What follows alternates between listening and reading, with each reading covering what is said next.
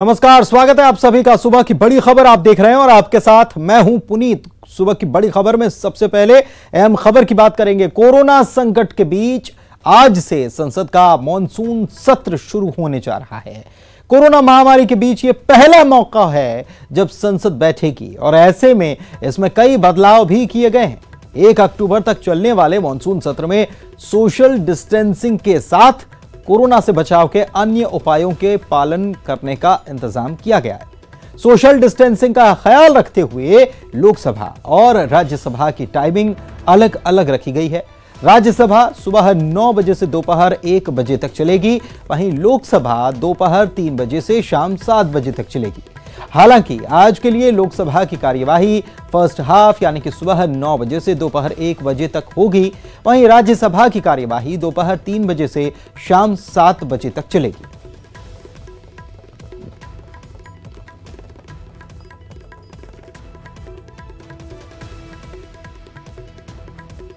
ये देखिए, ये तस्वीर आप देख लीजिए।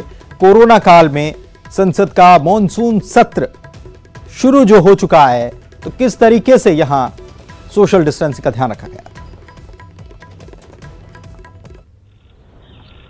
एक लंबे अंतराल के बाद आज आप सबके दर्शन हो रहे हैं।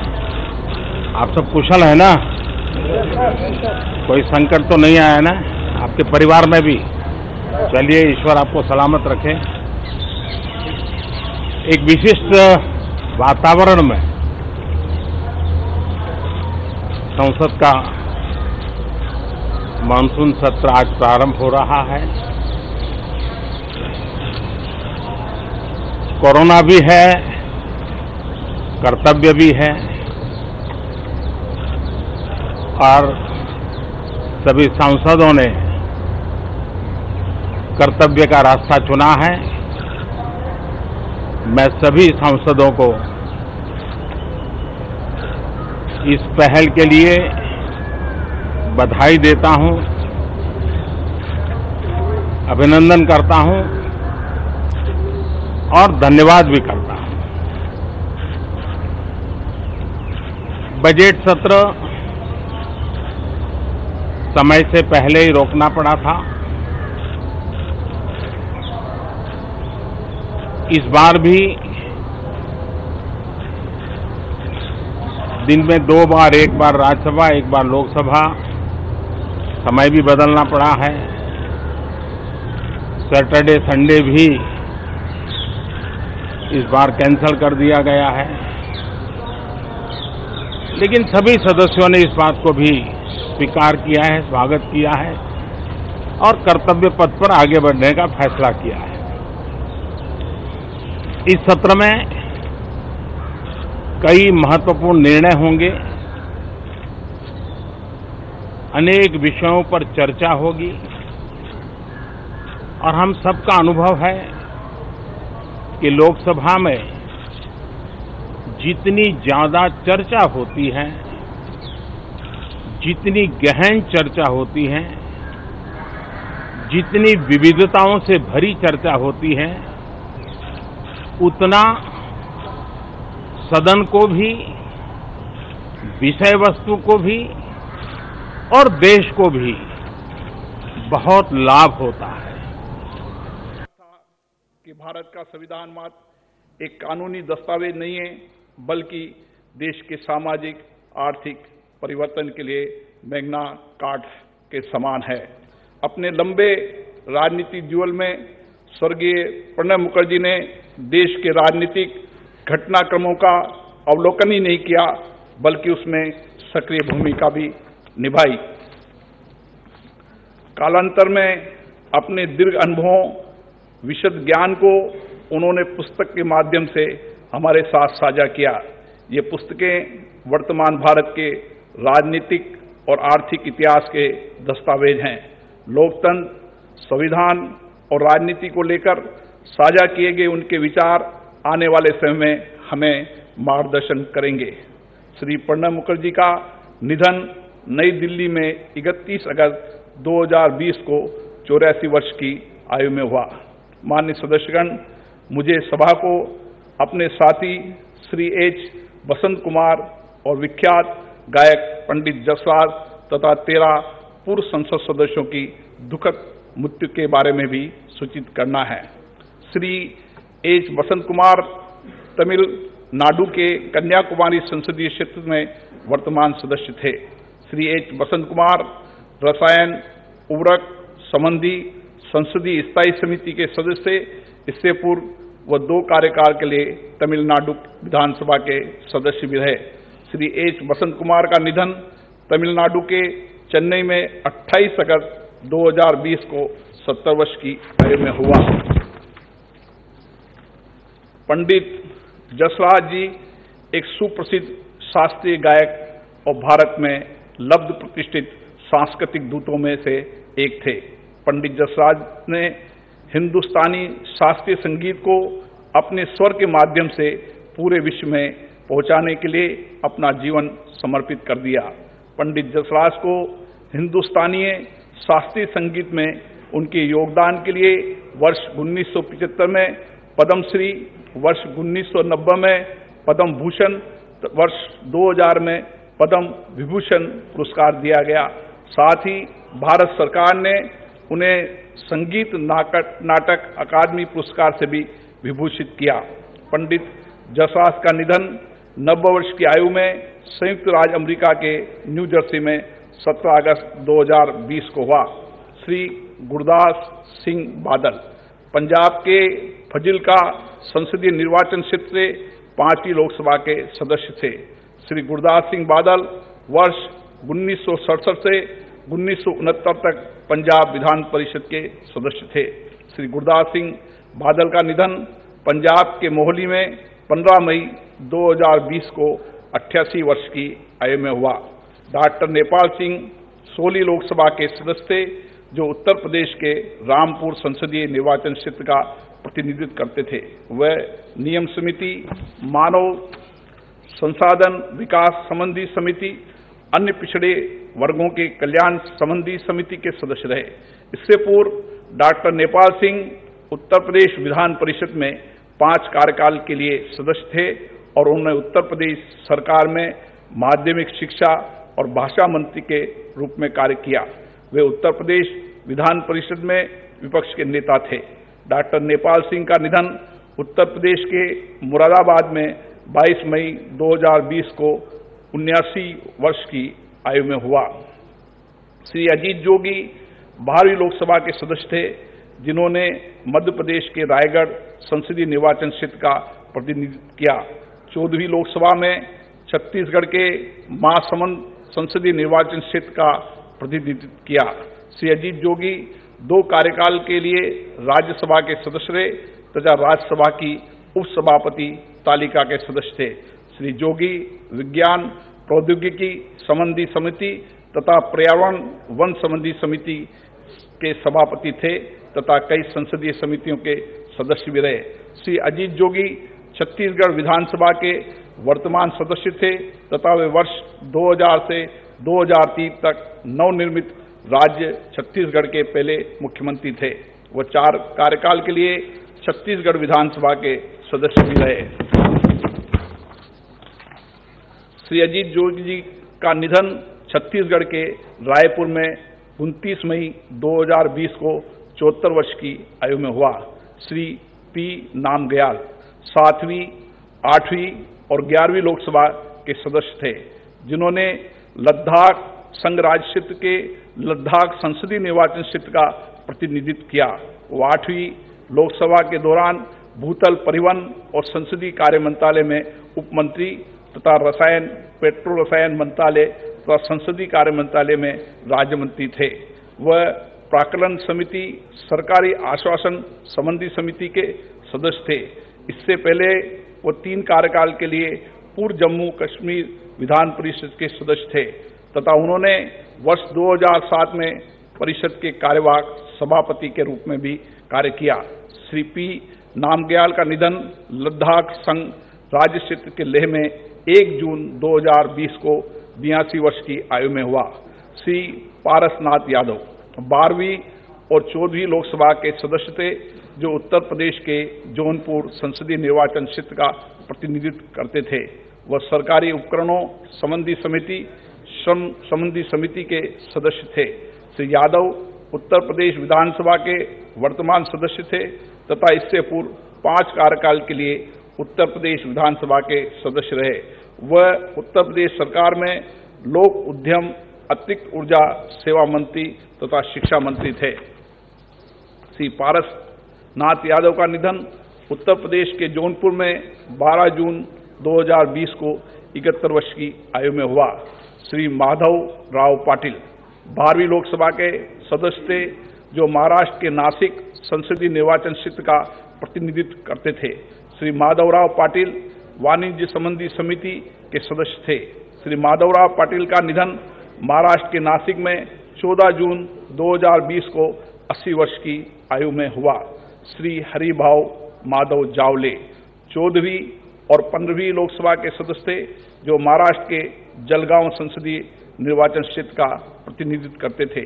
वह सामाजिक न्याय अधिकारिता संबंधी समिति जल सुबह की बड़ी खबर आप देख रहे हैं और चलिए आगे बढ़ते हैं। भोपाल से खबर आपको बता रहे हैं। आज से 10वीं और 12वीं की पूरक परीक्षाओं का आयोजन हो रहा है।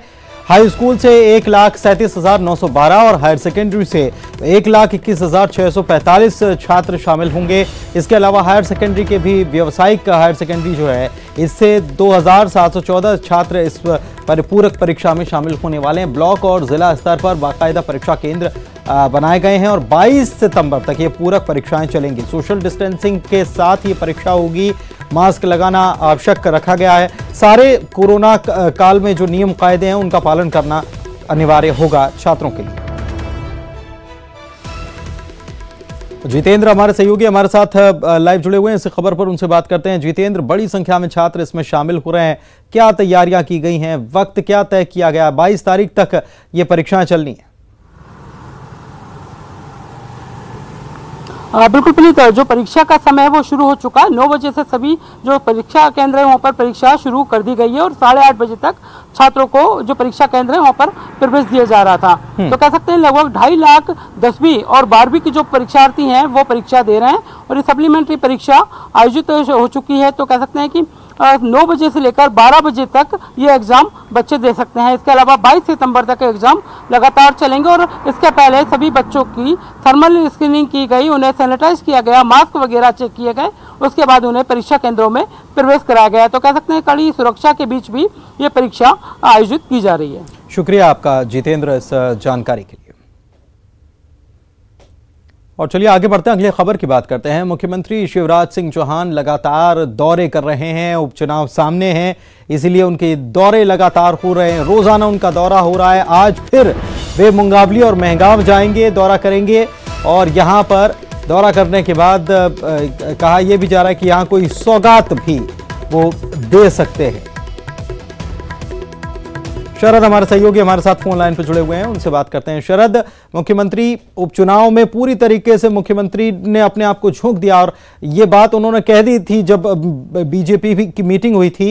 उन्होंने कहा था कि ये जो माहौल है ये तब तक जब तक सत्ता है और किसी भी हालत में 27 की 27 सीटें जीतनी है, इसलिए आज फिर उनका उपचुनाव का ये दौरा जारी रहेगा। देखिए, बिल्कुल पिछले 3 से 4 दिनों से मुख्यमंत्री शिवराज सिंह चौहान के लगातार इस तरीके के जो चुनावी दौरे हैं वो जारी हैं और उनके साथ में ज्योतिरादित्य सिंधिया भी इन दौरों में शामिल हो रहे हैं। निश्चित ही जो बात आपने कही है, 27 में से 27 सीट जीतने का जो टारगेट बीजेपी ने फिक्स किया है वो कितना पूरा होगा ये तो वक्त बताएगा और जनता का मैंडेट बताएगा, लेकिन फिलहाल उसे हासिल करने के लिए पूरी कोशिश जारी है और उसी के तहत मुख्यमंत्री शिवराज सिंह चौहान आज भी 2 विधानसभाएं जहां पर उपचुनाव होने हैं उनके दौरे करेंगे। वो दोपहर 12 बजे स्टेट हैंगर जाएंगे यहां से अपने निवास से और फिर उसके बाद मुंगावली में उनका एक दौरा होगा। 12:15 बजे के आसपास वो मुंगावली के लिए रवाना होंगे और 1 बजे जो सभा बताई जा रही है वो मुंगावली में होगी। फिर उसके बाद वो मुंगावली से दोपहर करीब 3 बजे के आसपास भिंड जिले की जो मेहगांव सीट है वहां पर जाएंगे और वहां पर भी ये जो चुनावी प्रचार है वो उनका जारी रहेगा। जी शुक्रिया आपका शरद इस जानकारी के लिए। और इधर उपचुनाव में केवल बीजेपी ही तैयारी नहीं कर रही, बीजेपी ही प्रचार नहीं कर रही, बल्कि उसके लिए तैयारी तो कांग्रेस की भी कर रही है। कांग्रेस ने कल जहां प्रचार किया था कमलनाथ ने, आज वहां बैठक भी की गई है और पूर्व सीएम कमलनाथ इस पार्टी की बैठक को लेने वाले हैं। उपचुनाव को लेकर रणनीति बनाई जाएगी और ये बैठक जो है काफी महत्वपूर्ण है, इसमें पार्टी के बड़े नेता शामिल होने हैं। तो कांग्रेस भी अपनी तरफ से तैयारी कर रही है। 2 दिन लगातार कमलनाथ भी दौरे पर रहे, आगर मालवा गए थे और इसके बाद कल वे सांवेर गए हुए थे, वहां पर उन्होंने कार्यकर्ताओं से बातचीत की और लोगों को संबोधित किया और आज एक महत्वपूर्ण बैठक रखी गई। इधर ग्वालियर से खबर आपको बता रहे हैं, 18 सितंबर को कमलनाथ रोड शो करने वाले हैं। एयरपोर्ट से रानी लक्ष्मीबाई की समाधि स्थल तक ये रोड शो होगा। रानी लक्ष्मीबाई के समाधि स्थल से चुनावी अभियान की शुरुआत की जाएगी। उपचुनाव में कांग्रेस का जबरदस्त माहौल है, ये पीसी शर्मा कह रहे हैं। दिल्ली में आप पार्टी की तरह एमपी में कांग्रेस की लहर है, बिकाऊ नहीं टिकाऊ के नारे पर हम चुनाव लड़ेंगे, ये पीसी शर्मा की तरफ से बयान आया है।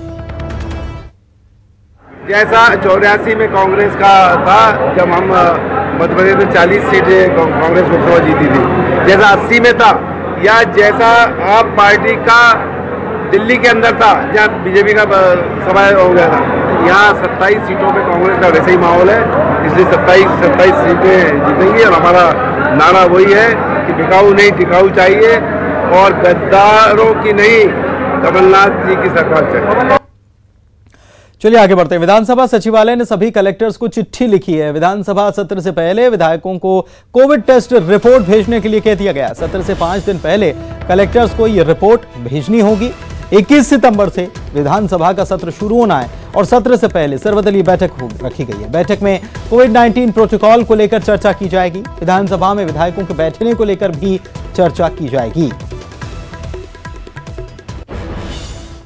और ग्वालियर से खबर आपको बता दें, जल संकट की एक बड़ी समस्या ग्वालियर में थी और जल संकट से जूझ रहे लोग जो हैं उन्होंने फिर से एक बार आंदोलन शुरू कर दिया है और कह दिया है पानी नहीं तो वोट नहीं, पानी नहीं मिलेगा तो वोट नहीं देंगे। रामाजी का पूरा परिवार, रामाजी के पूरा के 200 परिवार जो हैं ये पानी के लिए परेशान है। कैबिनेट मंत्री प्रद्युम्न सिंह तोमर का यह क्षेत्र बताया जाता है।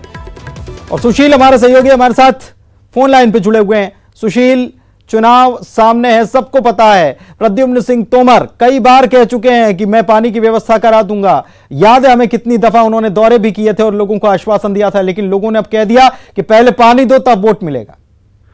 बिल्कुल, देखिए रामाजी का पूरा इलाका जो है ऊंचाई पर बसा हुआ, यही वजह है कि यहाँ नलों में पानी आने में दिक्कत होती है और लगभग जो 2 गलियां हैं जहाँ करीब 200 घर हैं, वो परिवार लगभग पिछले कई सालों से पानी के लिए परेशान हो रहे हैं, नलों में पानी नहीं आता। यही वजह है कि समय समय पर इन्होंने अपनी मांग को जनप्रतिनिधियों और प्रशासन तक रखा, लेकिन इनकी समस्या हल नहीं हुई। यही वजह है कि अब उपचुनाव आने वाला है, ऐसे में इन लोगों ने एक बार फिर आंदोलन शुरू कर दिया। इनका कहना है कि अगर उनकी पानी की समस्या उपचुनाव से पहले हल नहीं होती है तो वो उपचुनाव में वोटिंग का बहिष्कार भी कर सकते हैं। तो कहीं ना कहीं लोगों की जो समस्या है अब चुनाव के दौरान अब सामने आने लगी है और जनप्रतिनिधियों की जो कमियां हैं वो भी अब उजागर हो रही है कि जो वादे किए जाते हैं वो कई बार पूरे नहीं हो पाते हैं और फिर बाद में वापस लोगों को उसी मुद्दे को फिर से उठाना पड़ता है चुनाव। शुक्रिया आपका इस जानकारी के लिए सुशील। और बात मौसम की कर लेते हैं। मौसम विभाग ने प्रदेश के कई जिलों में अलर्ट जारी कर दिया है। कौन कौन से जिले? इंदौर, होशंगाबाद, भोपाल, रायसेन और बाकी भी अन्य जिले हैं जहां के लिए अलर्ट जारी किया गया है। यहां बताया गया है कि तेज हवा के साथ बारिश होगी, इसकी चेतावनी पहले ही मौसम विभाग की तरफ से जारी कर दी गई है। एक कम दबाव का क्षेत्र कल जो है बंगाल की खाड़ी में आंध्र प्रदेश कोस्ट में बना हुआ है, जिसके आज जो है और तीव्र होने की संभावना है, जिसके कारण मानसून द्रोणिका भी भोपाल से होकर गुजर रही है। कोटा, भोपाल से होकर जो है बंगाल की खाड़ी तक गई है। साथ ही साथ एक तीसरा जो सिस्टम है वो दक्षिण गुजरात में बना हुआ है। तो इन सबके संयुक्त प्रयास के कारण, संयुक्त प्रभाव के कारण दक्षिण मध्य प्रदेश जिसमें उज्जैन, इंदौर, भोपाल, होशंगाबाद और जबलपुर संभाग में कहीं कहीं भारी वर्षा होने की संभावना है। बाकी जगहों पे जैसे ग्वालियर, चंबल संभागों में गरज चमक की स्थिति रहेगी। बाकी रीवा और शहडोल संभागों में भी कहीं कहीं गरज चमक के साथ वर्षा होगी। और इधर जबलपुर से खबर आपको बता दें, यहां पर व्यापारी संगठनों ने 3 दिन के बंद का ऐलान कर रखा है।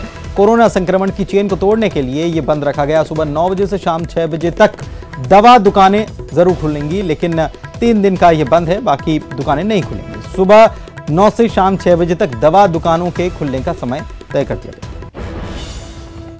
इधर रीवा एसपी राकेश सिंह को कोरोना संक्रमण हो गया है। एसपी ने इसकी जानकारी दी है। 2 दिन पहले अधिकारियों के साथ दरअसल उन्होंने बैठक की थी। डीआईजी और एसडीओ भी इस बैठक में शामिल हुए थे। रीवा एसपी राकेश सिंह को कोरोना संक्रमण होने के बाद उन्होंने ये जानकारी दे दी है। उन्होंने बता दिया है कि वे संक्रमित हो गए तो उनके संपर्क में आए हुए लोग भी अपने स्वास्थ्य का ध्यान रखें। और चलिए एक तस्वीर आपको दिखाते हैं, धार की तस्वीर, जहां पर पहाड़ी झरने के नाले में एक कार बहने की तस्वीर सामने आई है। जानकारी के मुताबिक अचानक बारिश होने से झरने में पानी आ गया। कार के बहने का यह वीडियो वायरल हो रहा है। धामनोद के जोगी बैड़ा गांव की यह घटना है। पानी की तेज रफ्तार में कार एक खिलौने की तरह बहती नजर आ रही है। ढाल पंचायत के जोगी बैड़ा झरने में अचानक से पानी बढ़ने की वजह से 3 कारें बहने लगी। किसी तरह 2 कारों को तो निकाल लिया गया, लेकिन एक कार पानी की तेज रफ्तार में बह गई। बड़ी बात यह है कि कार में कोई व्यक्ति था नहीं। धार के जोगी भड़क झरना को देखने के लिए बड़ी संख्या में लोग पहुंचते हैं। आज भी लोग यहां पहुंचे थे और बारिश की वजह से अचानक झरने में पानी का बहाव तेज होता चला गया। पुलिया पर खड़ी गाड़ियों में से 3 कारें पानी में बहने लगी। 2 कार वहां के लोगों ने बचा ली, लेकिन एक कार करीब 300 फीट गहरी खाई में किस तरीके से एक खिलौने की तरह कैसे जाती देखिए।